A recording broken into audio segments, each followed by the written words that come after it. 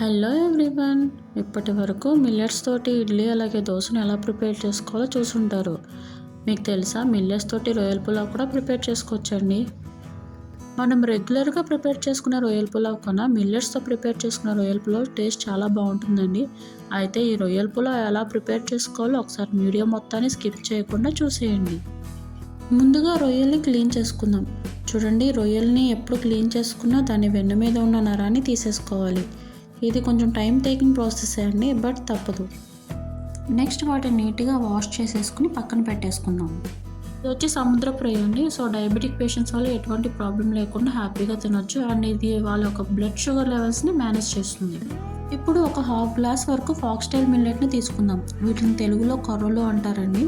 వీటిని నీట్గా వాష్ చేసుకుని వాటర్ పోసుకుని ఒక 2 to 3 hours వరకు నానబెట్టుకోవాలి. నెక్స్ట్ స్టవ్ ఆన్ చేసి కడాయి పెట్టుకుని 1.5 స్పూన్ ఆయిల్ అలాగే 1 స్పూన్ వరకు నెయ్యిని వేసుకోవాలి. అది వేడెక్కిన తర్వాత అందులోకి బిర్యానీ స్పైసెస్ అంటే అనాస పువ్వు, దాల్చిన చెక్క, లవంగాలు, యాలకులు, బిర్యానీ ఆకు, షాజీరాను వేసుకోవాలి. అవి మంచి అరోమా వచ్చే వరకు వేయించుకోవాలి.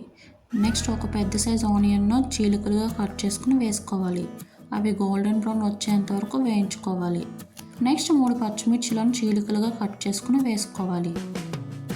చూడండి, ఆనియన్ అనేది గోల్డెన్ బ్రౌన్ వచ్చేసిందండి. ఇప్పుడు అందులోకి ఒక మీడియం సైజ్ టొమాటోను కట్ చేసుకుని వేసుకోవాలి.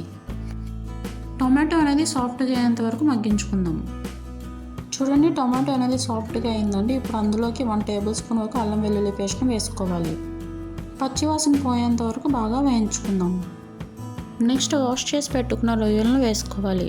వాటిని 10 నుంచి 15 నిమిషాల వరకు మగ్గించుకుందాం.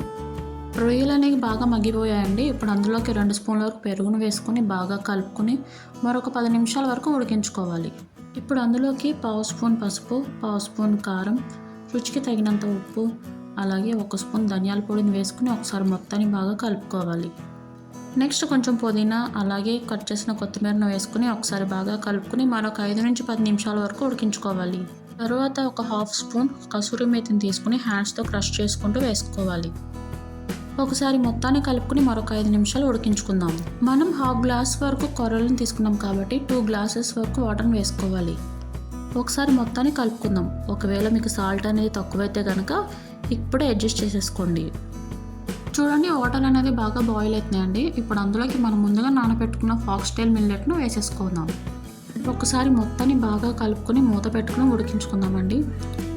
మధ్యలో ఒకసారి మీరు మూత తీసి చూసుకుంటూ ఉడికించుకోండి, లేదంటే అడుగు పట్టేస్తుంది.